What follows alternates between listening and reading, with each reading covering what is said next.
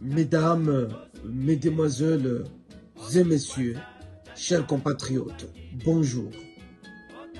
En ce jour de célébration de 65 ans depuis que la République démocratique du Congo a accédé à la souveraineté nationale et internationale, le pays demeure à la croisée des chemins.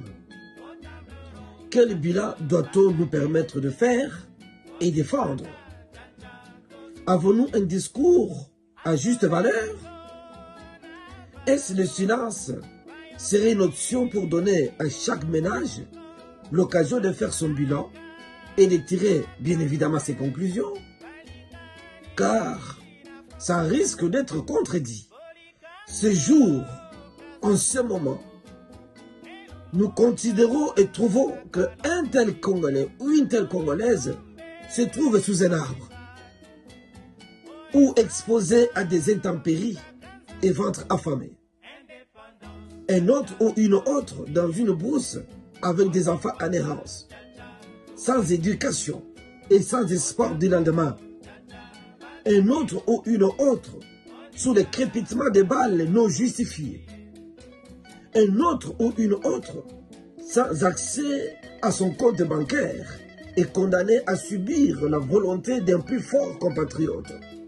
Un autre ou une autre obligé de vivre dans la diaspora sans espoir du lendemain et dans les possibilités de retour dans sa terre natale.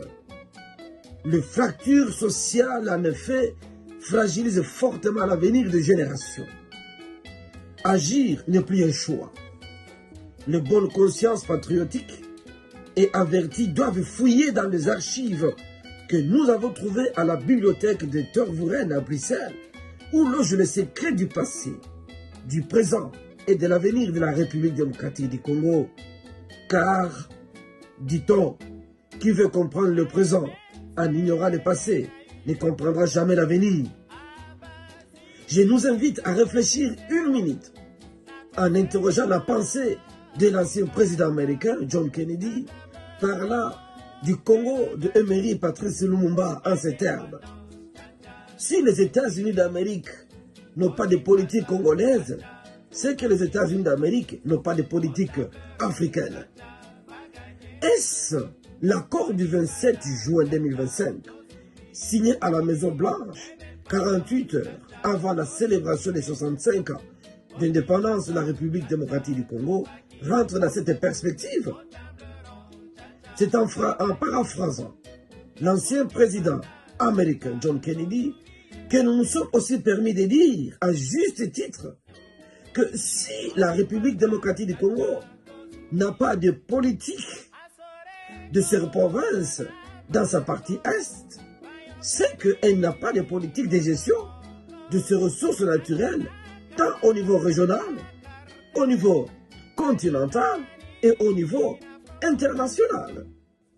Visiblement, le valise laissé par le père de l'indépendance, après les travaux de la table ronde, n'ont jamais été déverrouillés pour accéder aux correspondances et comprendre le secret de la grande richesse multidimensionnelle de la République démocratique du Congo.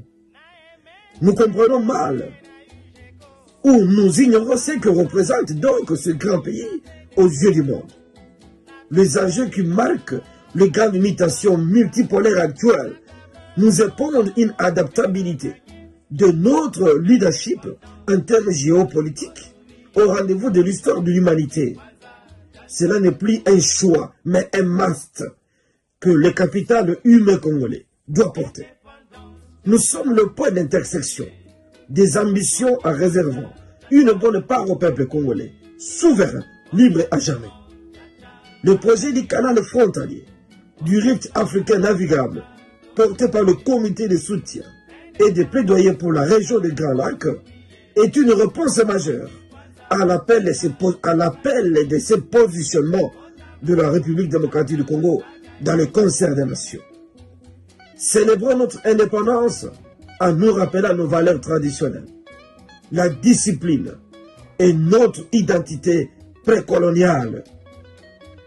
Professeur Dr Kennedy estime qu'en agissant, nous ne devons pas ignorer qu'effectivement, Nous sommes une solution à la face du monde. Agir ensemble pour la protection de l'environnement est notre engagement pour l'avenir de l'humanité.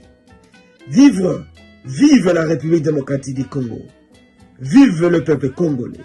Vive notre détermination pour un avenir glorieux. Ensemble, nous sommes forts.